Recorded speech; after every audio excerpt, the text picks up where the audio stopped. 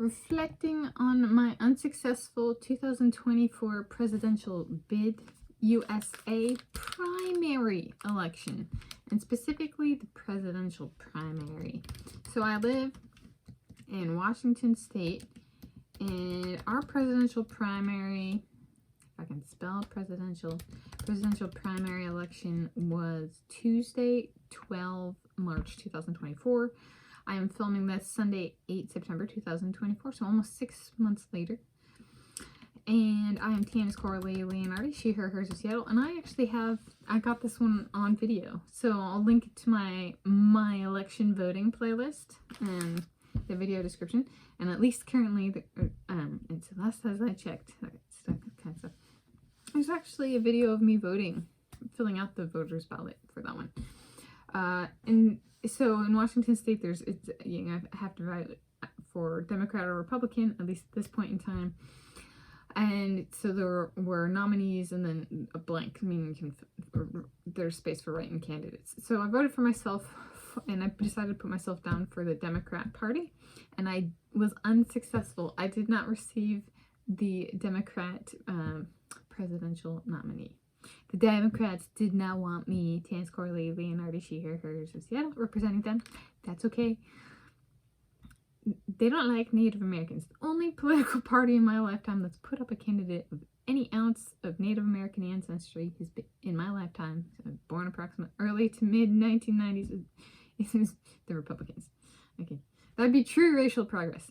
There's from the original peoples, right, there's either a person's Native American or they're not Native American. In that case, and in that context, there has been zero racial progress in the presidency and vice presidency because they've all been non-Native American. Okay, and the colonizing tactics of people who are not white, I personally tend to view as a bit worse than white. Right, Native Americans, right? White people like that because we actually like them and they actually care about us and acknowledge our existence. Versus like I'm reading a book and they're like, all Native Americans were slaughtered, and I was like, no. So that's essentially what everybody else does. White people actually acknowledge our existence, and then everybody else says we're all dead to get their way. I'm like, you could just leave. It should just be Native Americans and white people. We'd all be happy. Because at least our existence is acknowledged by white people. I'm part white too. I'm mostly white. But the little Native American me goes, we're not very many. And at some point, it can acknowledge our existence and put us at top or get out. And the Democrats are notoriously bad at that. So it was unsuccessful, and if you want to see me filling out the ballot, you can, but at least, again, for my checking, so for the March 2024, I guess I'll do that in March. My YouTube channel. I'm going to have a snack of a Nature's Bakery Fig Bar, raspberry, and on the ballot were two people, that caught my attention, Donald Trump for Republicans and Joseph Biden for Democrats. So I went to the 2009 presidential inauguration over in Washington, D.C. I think Joe Biden was there. He was the only person on that ticket, president or vice president, that I liked. I didn't like the president that got elected. I was like, I wanted the Native American. That would have been true racial progress. And instead, what happened was somebody was elected who put it backwards. Much. Because microphones are white people technology. By origins. So, kind of like English is, and Spanish, and Portuguese, and French, and Italian, and German. I really hope white people don't speak any of those languages, or write in any of those languages, or think in any of those languages.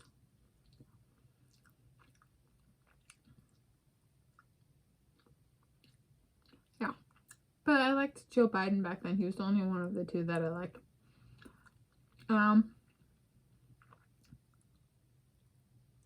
Clearly, I liked Donald Trump more because I put myself down instead of Joe Biden.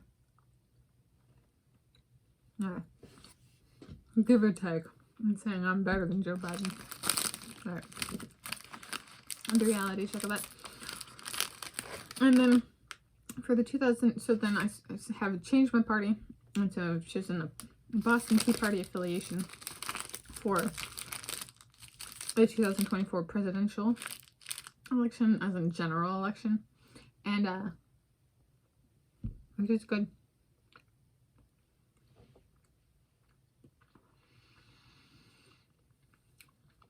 The Boston Tea Party is an actor of patriotism for freedom, and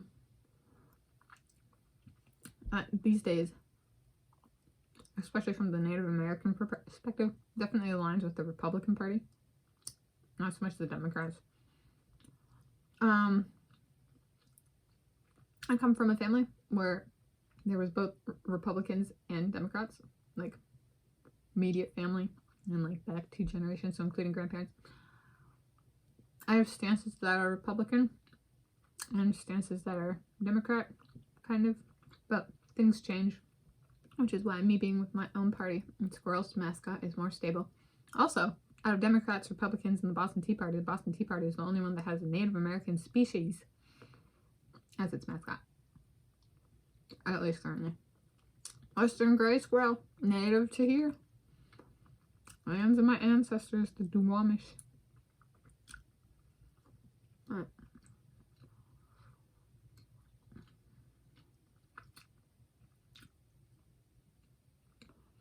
But when I was raped, before my soulmate killed my rapist, I was raped multiple times on multiple occasions, and one of the biggest fears there was being framed for the act.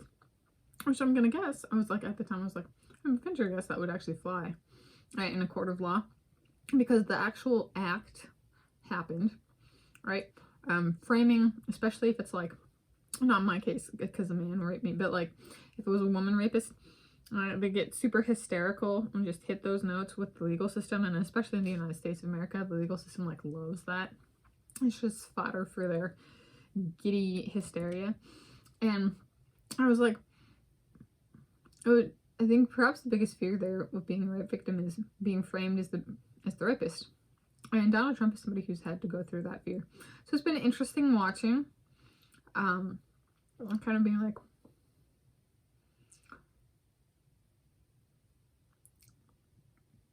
he's the better candidate out of the Republicans and the Democrats. And out of me, I would say he probably is actually a stronger human being than I am in terms of like internal grit, and definitely compared to the Democrat candidate who's of pure African and Asian ancestry, but occasionally has to throw in, maybe there's some European in there just to make herself look desirable, right? Like some people want to have a desirability complex of like, but they can't not want me, but we cannot want you. And we don't want you, at least some of us, right?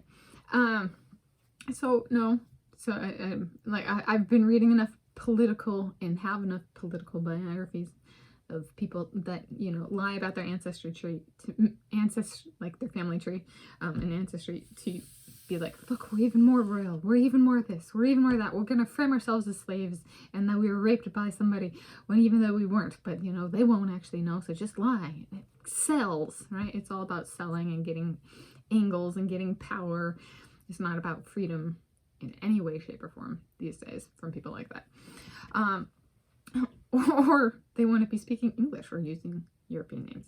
Right? So, yeah. It's interesting in terms of moral character. It's me versus Trump. Right? So, but as a reminder, I've been unsuccessful. I was unsuccessful in the general election 2020 and was unsuccessful in the 2024 presidential primaries. Not like I'm going to be any more successful, and not like people like that this Native American is actually speaking, Native American and European descent person speaking up to defend my ancestors. It's definitely a big no-no by everybody who's not European and Native American in this United States of America. Well, then you're just going to hell. Don't worry, you aren't present in my heaven. If I even go to heaven, because in your eyes, I don't. Anyway, thank you for joining me.